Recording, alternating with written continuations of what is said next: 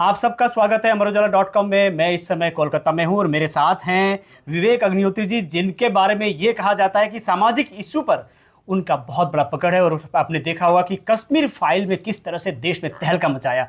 और आज जिस इशू पर वो कलकत्ता पहुंचे हैं वो है आरजीकर मेडिकल कॉलेज में छात्रा के साथ जो दुष्कर्म और हत्या हुई उसके विरोध में और बेटी के समर्थन में आए। सर, बंकिम चंद्र चटर्जी और रविंद्रनाथ टैगोर के इस प्रदेश में इस तरह की घटना को आप कैसे देखते हैं? सिर्फ इतना ही नहीं, आप ये देखिए कि जो सती प्रथा कहाँ खत्म कराई गई, यहाँ कराई गई। विधवाओं के अगेंस्ट कहाँ आवाज उठाई गई, यहाँ उठाई गई। कहाँ पे वंदे मातरम लिखा गया, यहाँ पे लिखा गया। कहाँ पे लिखा गया where the head is held high and mind is free, यहाँ लिखा गया। कहाँ पे माँ भारती की कल्पना की गई, यहाँ की गई। कहाँ के साहित्य में औरतों के लिबरेशन की बात है, शरद बाबू का साहित्य या कोई भी हो, यहाँ पे हुआ। कहाँ के फिल्म मेकर्स ने औरतों को बीच सामने रख के, सेंटर में रख के, मेन उसमें रख के सारी फिल्में बनाई, यहाँ पे हुआ। यहाँ पे महिलाओं का एक अलग तरह से देखा गया। लेकिन आप ये देखिए कि आज़ादी के पहले यहाँ पे औरतों के ऊपर जो अत्याचार हुए हैं विश्व में कभी नहीं हुए।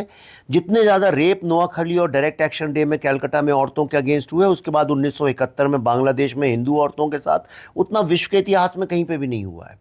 और rape as a political weapon आज़ादी के बाद भी कंटिन्यू है यहाँ पे, और अब तो पराकाष्ठा हो गई।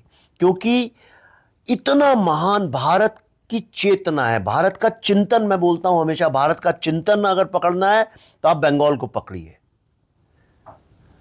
भारत की असली आध्यात्मिकता, जो भारत का, जिसको हिंदू दर्शन बोलते हैं, अगर उसको पकड़ना है वो आपको और कहीं नहीं मिलेगा पूरे हिंदुस्तान में, सिर्फ यहां पे मिलेगा आपको, जिसको विवेकानंद ने सारी दुनिया में लेके गए। यहीं से औरोबिंदो निकले।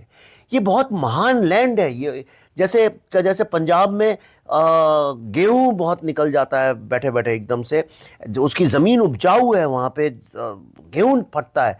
यहाँ की ज़मीन इतनी उपजाऊ है, यहाँ बच्चा पैदा होता है उसी दिन से क्रिएटिव हो जाता है। चाहे म्यूज़िक हो, चाहे सिंगिंग हो, चाहे डांस हो, चाहे थिंकिंग हो, चाहे साइंस हो, चाहे पेंटिंग हो, कोई भी जो चीज़ है। और एक जो रेवोल्यूशन इंसान का नेचर है, वो यहाँ के लोगों का नेचर है। उसके बावजूद इतनी महान ज़मीन को हमने बंजर बना दिया। मैं यहां पे एक कोपल फटने का, एक बीज बो के एक पौधा अंकुरित कर सकूं, सिर्फ इतना प्रयास कर रहा हूं इस बंजर जमीन में, और मेरा इससे ज्यादा मैं कर भी नहीं सकता। सर, जो दिल्ली फाइल्स है, क्या उसी का एक अगली कड़ी है उसी की? सी दैट, क्या दिल्ली फाइल्स मेरी पहली फिल्म जो थी, ये ट्रिलॉजी हमने अनाउंस की थी 10-12 साल पहले। तो जो पहली थी राइट टू ट्रूथ, जो कि ताशकंद फाइल्स थी। उसके बाद हमने राइट टू जस्टिस पे बनाई द कश्मीर फाइल्स, और राइट टू लाइफ पे जो बना रहा हूँ वो बंगाल पे बेस्ड है। क्योंकि यहाँ पे लिखा जाता था dogs and Indians not allowed Calcutta में। Dignity of life, value of life and right to life यहाँ नहीं था अंग्रेजों के ज़माने में। अब सवाल ये उठता है कि आज़ादी के बाद है, और अगर नहीं है तो आज़ादी कैंसिल। इससे अच्छा तो अंग्रेज राज करते। कम से कम औरतें तो सिक्योर होती, जस्टिस तो मिलती, सड़कें तो अच्छी होती, पानी तो मिलता। आज वो चीज़ें भी नहीं है, प्लस आज़ादी भी नहीं है, डिग्निटी भी नहीं है, वैल्यू भी नहीं है, सेफ्टी भी नहीं है। कैसे होगा? और सरकार शामिल है उसमें, सरकार के कारण हो रहा है ये। अगर नहीं हो रहा होता तो उस घोष का ट्रांसफ़र क्यों होता? FIR इतना लेट क्यों बनाई जाती, जो सुप्रीम कोर्ट ने भी कहा है? और सबसे बड़ी बात, एक प्रदेश का मुख्यमंत्री कैसे सड़क पे, किसके अगेंस्ट प्रोटेस्ट कर रही थी आपकी चीफ मिनिस्टर, किसके अगेंस्ट? मैं तो कोई इस गुत्थी को सुलझा दे कि जो उनने प्रोटेस्ट यात्रा निकाली किसके अगेंस्ट थी। और इसीलिए मैंने कहा एक सिंबॉलिक तरीके से जहां तक उनने वॉक की थी वहीं से वहां तक मैं वॉक करूंगा। क्योंकि वो सड़क सिर्फ राजाओं और रानियों के लिए नहीं है, वो भारत के एक आम नागरिक की सड़क है। सर, ये पूरी राजनीति है। हाँ, राजनीति है ये। तो इसीलिए सिर्फ ट्विटर और इंस्टाग्राम में पोस्ट डाल के अपना मन हल्का नहीं करूंगा। सड़क की लड़ाई है, इसलिए सड़क पे ही लड़ी जाएगी। अगर मुख्यमंत्री सड़क पे लड़ने को तैयार हैं तो हम सिटीजन भी सड़क पे लड़ने को तैयार हैं। ये डिसाइड कर लिया है। क्या लगता है सर, न्याय इस देश में मिलता नहीं है। अब लोग जो है कॉन्स्टिट्यूशनल जस्टिस छोड़ के पर्सनल जस्टिस की तरफ चलने लगे हैं, जो गलत है। और फिर से न्याय की तरफ। मैं एक क्रिएटिव आदमी हूँ, मैं फिल्म में एक स्टोरी टेलर हूँ, कहानी लिखता हूँ, फिल्म बनाता हूँ, मैं अवेयरनेस क्रिएट कर सकता हूँ।